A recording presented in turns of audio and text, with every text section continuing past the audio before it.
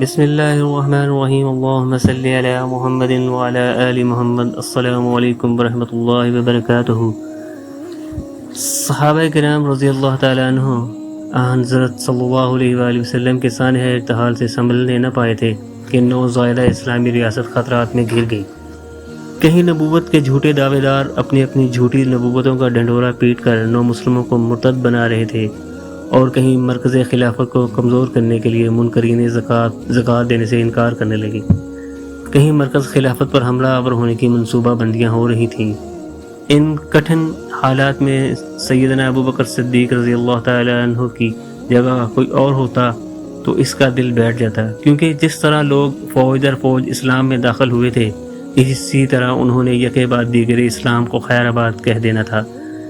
اس موقع پر سیدنا ابوبکر صدیق رضی اللہ تعالیٰ عنہ کے دلیرانہ اور سرفروشانہ اقدام اور ان کے قطعی فیصلے نے ارتداد کے طوفانوں کا رخ موڑ دیا اور فتوحات اسلامیہ کے جھنڈے گاڑ دیے۔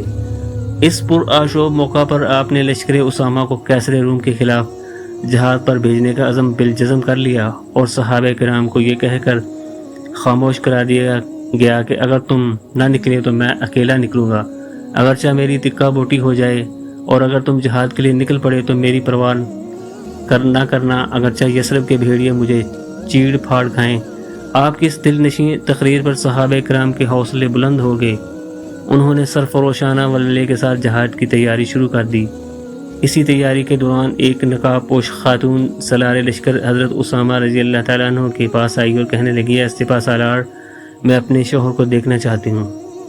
آپ کا شوہر کون سے دستے میں موجود ہے؟ سیدنا اسامہ بن زید رضی اللہ تعالیٰ عنہ نے پوچھا۔ اس نے بڑے طمطراق سے جواب دیا کہ وہ شہداء کرام کے دستے میں رہتا ہے۔ وہ غزوہ موتہ میں آپ کے باپ زید بن حارثہ رضی اللہ تعالیٰ عنہ کے ہمراہ شہید ہو گیا تھا۔ حضرت اسامہ رضی اللہ تعالیٰ عنہ بن زید کے چہرے پر حیرت نمایاں ہوئی۔ پوچھا، بی بی، وہ اللہ کی رحمت، وہ ان کی جنات عدن میں منتقل ہو گیا۔ اللہ کی نیک بندی، تو مجھ سے میری طاقت سے مابرا مطالبہ کر رہی ہے، میں کس طرح اس سے تیری ملاقات کرا سکتا ہوں؟ اے سپہ سالار، یہ بات آپ کے بس میں ہے، آپ مجھے اپنے لشکر میں قبول فرمائیے۔ ممکن ہے میرا رب مجھے شہداء کرام میں لکھ لے اور میں عالم آخرت میں اپنے شوہر سے مل جاؤں۔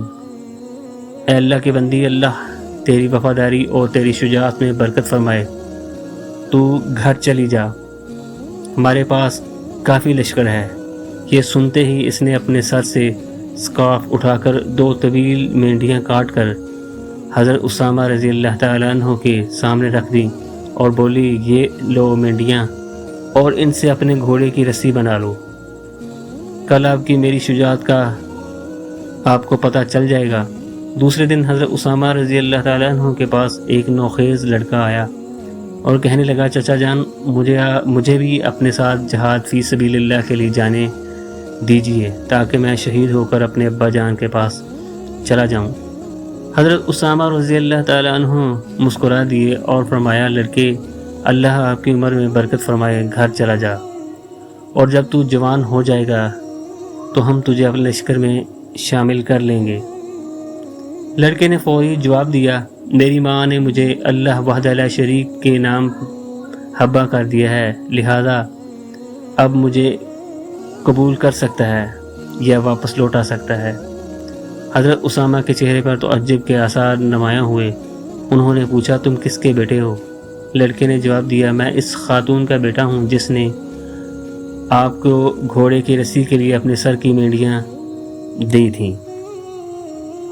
حضرت اسامہ رضی اللہ تعالیٰ عنہ چلا اٹھے، اچھا تم اس ذات الاقال کے بیٹے ہو جس کا شوہر جنگ موتہ میں شہید ہوا تھا؟ ہاں، میں اس کا اکلوتا فرزند میسرہ ہوں۔ چنانچہ بچے کے پرزور اصرار پر حضرت اسامہ رضی اللہ تعالیٰ عنہ نے اس لشکر میں شامل ہونے کے لیے جب حضرت ابوبکر صدیق رضی اللہ تعالیٰ عنہ نے لشکر روانہ فرما دیا تو 1 دن کی مسافت پر لشکر اسے اپنے پیچھے پیچھے رہنے کی ہدایت کی۔ اسلام کی دائیں بائیں پلٹن کے کمانڈر نے دیکھا کہ ایک نقاب پوش مجاہد تلوار تھا، اب تھامے اپنے سیاہی مائل گھوڑے پر سوار لشکر اسلام کی طرف بڑھ رہا ہے۔ اس نے سمجھا کہ یہ کوئی قاصد ہوگا، جو خلیفۃ الرسول صلی اللہ علیہ وآلہ وسلم ابوبکر صدیق کا پیغام لا رہا ہے، لیکن تھوڑی دیر بعد معلوم ہوا کہ شاہ سوار وہی ذات العقال ہے جو درجہ شہادت پانے کے لیے بے چین ہو رہی تھی۔ چنانچہ حضرت اسامہ رضی اللہ تعالی عنہ اس کے پاس گئے، اسے سمجھایا بجھایا اور واپس گھر جانے کی تلقین کی، لیکن کامیابی نہ ہوئی۔ پھر آپ نے شرائط عائد کر دیں کہ وہ لشکر اسلام کے آخر میں رہے، لیکن اس میں بھی ناکامی ہوئی۔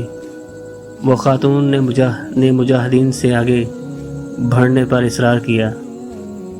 جب کوئی بس نہ چلا تو حضرت اسامہ رضی اللہ تعالی عنہ نے اسے کر و فر اور فنون سپاگری سکھائے۔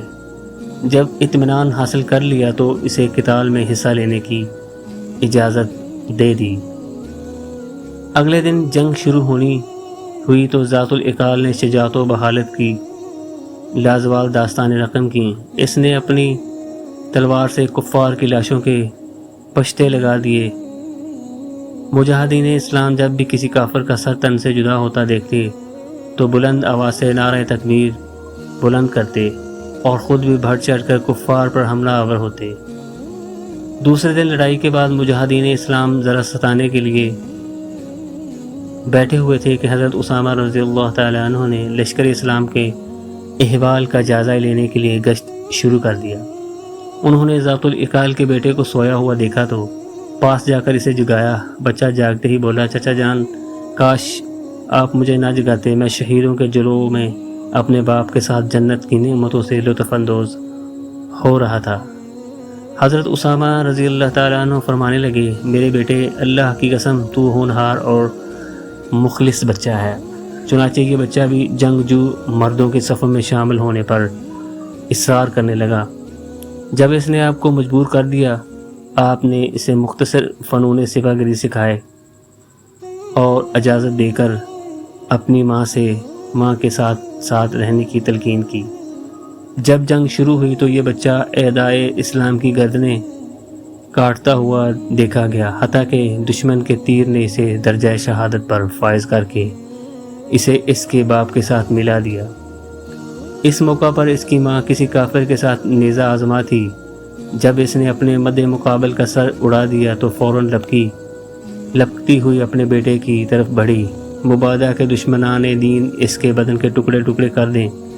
چنانچہ وہ اسے اٹھا کر اپنے خیمے میں لے آئی۔ اللہ کے فضل و کرم اور ان پاکیزہ روحوں کی قربانیوں کی بدولت حضرت اسامہ رضی اللہ تعالی عنہ کا لشکر فتح یاب ہو کر لوٹا۔